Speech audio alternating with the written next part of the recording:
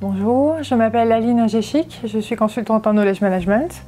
Je fais une mission actuellement à la Poste et on m'a donné 2 minutes pour vous parler du Knowledge Management.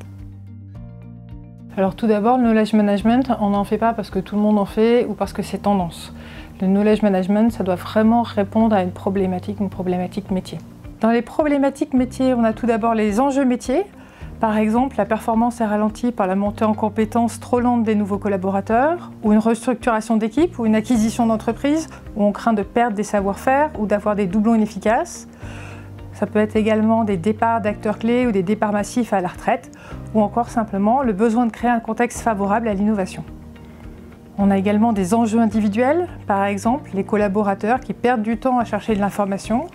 On a du mal à identifier les experts, les référents sur une problématique, ou encore on réinvente la roue. Mais ces problématiques dépendent toujours du contexte du client. Donc en fait, nos missions sont toujours différentes.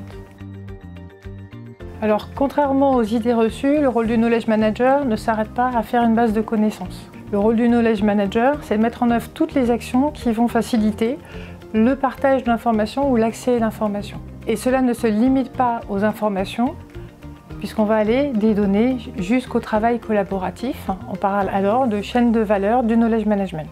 Concrètement, le Knowledge Manager veille à ce que les données soient disponibles et prennent sens. C'est l'information. Qu'elle soit utile dans le contexte métier, c'est les connaissances, appliquées d'abord par chacun. Là, on parle de compétences individuelles, puis en collaboration avec les autres acteurs métiers. On parle alors de compétences collectives. Afin de passer des données au travail collaboratif, un Knowledge Manager passera toujours par les phases d'action suivantes. Mettre en place des process d'entreprise efficaces pour trouver, partager et mettre à jour l'information. Structurer, formater les contenus pour qu'ils soient compris de tous et accessibles facilement.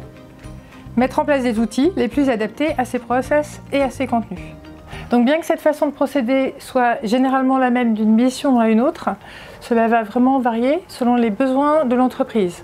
Certains vont nous demander de mettre en place des outils collaboratifs, d'autres d'organiser leurs connaissances, d'autres de valoriser les experts. Donc nos missions vont être très différentes les unes des autres. Donc bien entendu, toutes ces missions ne peuvent pas être faites par une seule et même personne.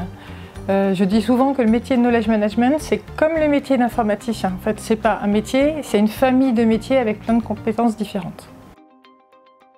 Alors chez Sequalis, l'offre de Knowledge Management est à la carte, puisqu'on veut vraiment répondre de façon pragmatique aux enjeux et aux problématiques du client. Le gros avantage par rapport à la concurrence, c'est qu'on va travailler sur les 3 axes process, contenu et outils, alors que souvent nos concurrents vont soit faire beaucoup de process et travailler sur de l'audit et du conseil, ou beaucoup sur les outils, mais ils ne vont pas faire forcément l'ensemble de l'offre. On accorde également beaucoup d'importance à la conduite du changement, parce que les projets de Knowledge Management, c'est sur du long terme.